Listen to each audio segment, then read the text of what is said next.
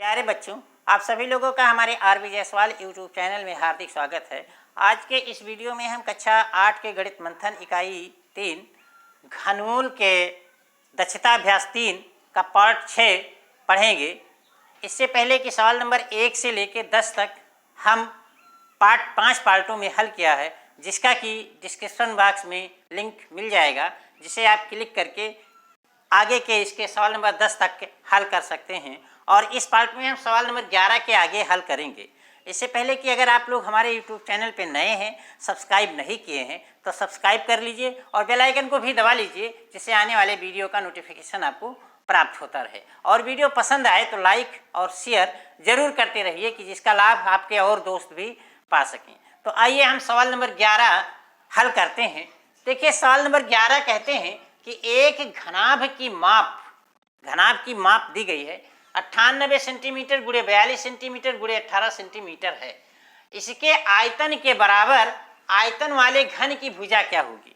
कहते हैं एक घनाभ है जिसकी लंबाई 98 सेंटीमीटर है, चौड़ाई 42 सेंटीमीटर है और ऊंचाई 18 सेंटीमीटर है। इसके आयतन के बराबर आयतन के बराबर घन एक दूसरा घन है, तो उस घन की भुजा क्या होगी। तो आइए अब इसे हल करते हैं। आप जानते हैं कि घनाभ का आयतन बराबर क्या होता है। घनाभ का आयतन बराबर लंबाई गुणे चौड़ाई गुणे ऊंचाई होती है।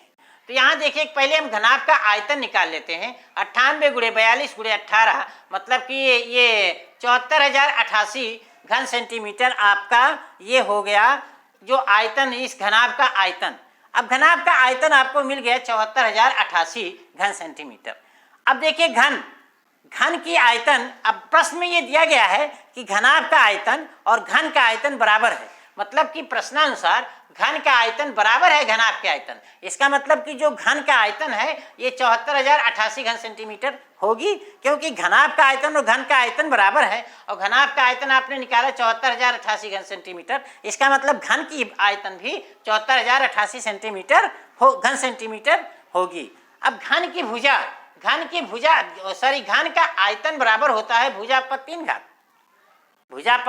3 घात। तो भुजा बराबर, अब घन का आयतन क्या होता है, भुजा पर 3 घात। अब देखिए, घन का आयतन दिया गया है 74,088 घन सेंटीमीटर और घन का आयतन होता है भुजा पर 3 घात। इसका मतलब कि भुजा पर 3 घात मतलब 74,088, और यहाँ से जब भुजा निकालेंगे तो 74,088 का घनमूल हो जाएगा। मतलब भुजा बराबर 74,088 का घनमूल इतना सेंटीमीटर आएगा। अब देखिए, 74,088 का घनमूल हम निकाल लेते हैं। तो आइए यहाँ देखिए, 74,088 का ये देखिए अभाज्य गुणनखंड करते हैं। तो सबसे पहले हम इसे 2 से काटते हैं, तो देखिए 37,044 मिलता है। और पुनः जब 2 से इसे काटते हैं तो 18,522 मिलता है। और इसे जब पुनः 2 से काटते हैं तो 9,261 मिलता है। अब देखिए, जब पुनः अब ये 2 से नहीं कट रहा है, अब देखते हैं कि ये 3 से कट रहा है। 3 से काट रहे हैं तो 3,087 मिल रहा है, और 3,087 को 3 से काटते हैं तो 1,029 मिलता है, और 1,029 को 3 से काटते हैं तो 343 मिलता है। अब देखिए, 343 3 से नहीं कट रहा है, 7 से कट रहा है, तो हम 7 से काट देंगे। 7 से काटने पर ये 49 हो गया, और 49 को 7 से काटने पर 7 मिला, और 7 को 7 से डिवाइड करने पर 1 मिल गया। इस प्रकार से इसके ये देखिए अभाज्य गुणनखंड मिल गए। और इन अभाज्य गुणनखंडों में से जब हम त्रिक बनाते हैं तो देखिए, एक त्रिक ये 2 का बन गया, एक त्रिक ये 3 का बन गया, और एक त्रिक ये 7 का बन गया। इसका मतलब कि 74,088 का जो घनमूल हुआ, हर त्रिक से हम एक संख्या ले लेते हैं। इस त्रिक से हमने 2 लिया, गुणे इस त्रिक से लिए हमने 3 लिया, गुणे इस त्रिक से हमने 7 लिया। तो 2 गुणे 3 गुणे 7, और ये हो गया 42। इसका मतलब कि जो घन आपका बना उसका भुजा कितना हो गया, 42 सेंटीमीटर हो गया, और यही उत्तर हो गया। देखिए, ये सवाल नंबर 12 है। सवाल नंबर 12 कहते हैं कि एक बॉक्स में कांच की 42,875 गोलियां घन के रूप में रखी गई हैं। बॉक्स में गोलियों की कितनी तहें होंगी। देखिए, कांच की गोलियां जो हैं वो घन के रूप में रखी होगी, तो कितनी तह होगी ये पूछता है। तो ये जान लीजिए कि जब घन के रूप में रखेंगे तो जितनी तह होगी, 1 2 3 4 5 6 जितनी तह होगी, एक पंक्ति में उतनी गोलियां होगी, और उतनी ही पंक्ति होगी। मतलब यहाँ तहों की संख्या, पंक्तियों संख्या, पंक्तियों में गोलियों की संख्या क्या होगी, बराबर होगी। तो देखिए, गोलियों की संख्या क्या है, 875। अब चूंकि गोलियां घनाकार रूप में रखी गई हैं, अतः गोलियों की तह क्या हो जाएगी, यही 42,875 का घनमूल, क्योंकि तहों की संख्या और पंक्तियों की संख्या और एक पंक्ति में गोलियों की संख्या बराबर होगी, तभी तो ये घनाकार के रूप में बनेगा। घनाकार के रूप में कब बनेगा, जितने तह हैं उतने ही पंक्ति होगी, उतने ही पंक्ति होगी, और एक पंक्ति में उतनी ही गोलियां होगी, तभी ये तह के रूप में बनेगी। तो इस प्रकार से गोलियों की तह बराबर 42,875 का घनमूल। अब आइए देखिए 42,875 का हम यहाँ अभाज्य गुणनखंड करते हैं। तो देखिए लास्ट में 5 है, इसका मतलब ये 5 से कटेगा, तो हम सबसे पहले 5 से काट लेते हैं। तो हम 5 से जब इसे डिवाइड करते हैं, देखिए 8,575 आ जाता है, और पुनः जब 8,575 को 5 से डिवाइड करते हैं तो 1,715 आ जाता है, और 1,715 को पुनः 5 से डिवाइड करते हैं तो 343 आ जाता है, और 343 को 7 से डिवाइड करते हैं तो 49 आ जाता है, और 49 को 7 से डिवाइड करते हैं तो 7 हो जाता है, और 7 को 7 से डिवाइड करते हैं तो क्या हो जाता है, 1 आ जाता है। अब देखिए जब हम इसका वो बनाते हैं त्रिक, तो देखिए 5 का एक त्रिक बन गया और 7 का एक त्रिक बन गया। इसका मतलब कि 42,875 का घनमूल इस त्रिक से, 5 के घनमूल से त्रिक से हमने 5 ले लिया, और 7 के घनमूल त्रिक से हमने 7 ले लिया, 5 गुणे 7, तो 5 गुणे 7 बराबर 35 तह। यही आपका उत्तर हो गया। देखिए ये सवाल नंबर 13 है। सवाल नंबर 13 के आगे आपका बहुविकल्पीय टाइप का है, यानी 13 से लेके 19 तक ये सारे सवाल बहुविकल्पीय टाइप के हैं, और इसमें 4 विकल्प दिए गए हैं। इन चारों विकल्पों में से कोई एक सही है, तो इसे हल करना है। चलिए हम सवाल नंबर 13 हल करते हैं। इसमें सवाल नंबर 13 कहते हैं कि एक घन का आयतन 6,859 घन सेंटीमीटर है, तो उसकी कोर क्या होगी। यहाँ देखिए विकल्प दिया गया है। पहला विकल्प 13 सेंटीमीटर, दूसरा विकल्प 15 सेंटीमीटर, तीसरा विकल्प 17 सेंटीमीटर, चौथा विकल्प 19 सेंटीमीटर आपका ये दिया गया है। तो आइए हल करते हैं। देखिए घन का आयतन आपका दिया गया है, कितना दिया गया है, 6,859 घन सेंटीमीटर होता है, परंतु सूत्र घन के आयतन का सूत्र क्या होता है, घन का आयतन बराबर होता है भुजा पर 3 घात, भुजा क्यूब। घन का आयतन क्या होता है, भुजा क्यूब। अब देखिए घन का आयतन दिया गया है 6,859 घन सेंटीमीटर, और घन का आयतन होता है भुजा पर 3 घात यानी भुजा क्यूब। मतलब कि ये दोनों आपस में बराबर है, ये दोनों आपस में बराबर है। अतः भुजा क्यूब बराबर 6,859, भुजा क्यूब बराबर कितना हो गया, 6,859। तो भुजा क्या हो जाएगी, भुजा या कोर दोनों एक ही बात है।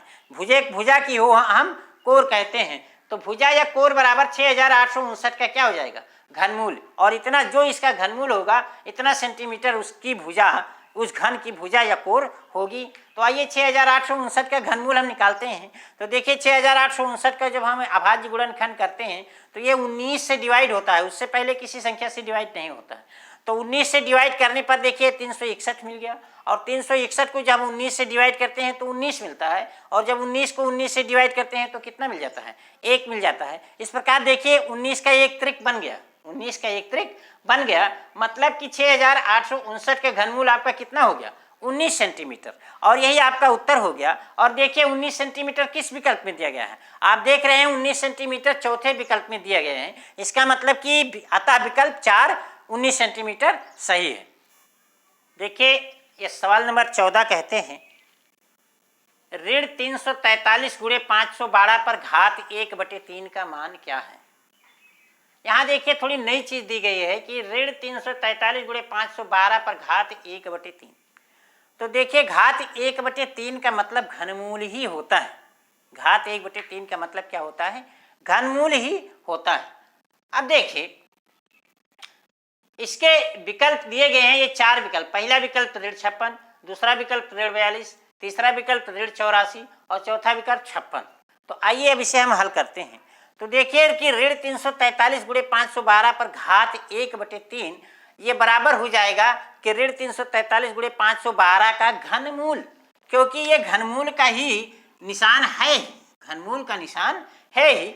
अब देखिए चूंकि ये दो संख्याओं का गुणा है, और दो संख्याओं के गुणा का घनमूल क्या होता है, दोनों संख्याओं के अलग अलग घनमूल के बराबर, गुणनफल के बराबर होता है। दोनों संख्याओं का अलग अलग घनमूल निकाल लीजिए, गुणा कर लीजिए, ये बराबर हो जाएगा। तो ये बराबर 343 का घनमूल बटे गुणे 512 का घनमूल, 343 का घनमूल गुणे 512 का घनमूल। अब आइए हम 343 ऋण 343 का घनमूल अलग निकाल लेते हैं और 512 का घनमूल अलग निकाल लेते हैं। अब आप जानते हैं कि ऋणात्मक संख्याओं का घनमूल निकालने के लिए हम ऋण संख्या हटा देते हैं, धनात्मक संख्यात्मक मान जो होता है उसका घनमूल निकाल लेते हैं और घनमूल निकालने के बाद हम ऋण लगा देते हैं, उसी ऋणात्मक संख्या का घनमूल हो जाता है। तो चलिए हम यहाँ तो निकालना है ऋण 343 का घनमूल, लेकिन हम 343 का घनमूल निकालते हैं। अब 343 का जब हम यह अभाज्य गुणनखंड करते हैं तो 7 से काटते हैं तो ये 49 आ जाता है और 49 को 7 से डिवाइड करते हैं तो 7 मिल जाता है और 7 को 7 से डिवाइड करते हैं तो 1 मिल जाता है। और यहाँ देखिए 7 का एक त्रिक बन गया, मतलब 343 का घनमूल आपको 7 मिल गया। लेकिन यहाँ ऋण 343 का घनमूल निकालना है तो ऋण 343 का घनमूल ऋण 7 हो जाएगा।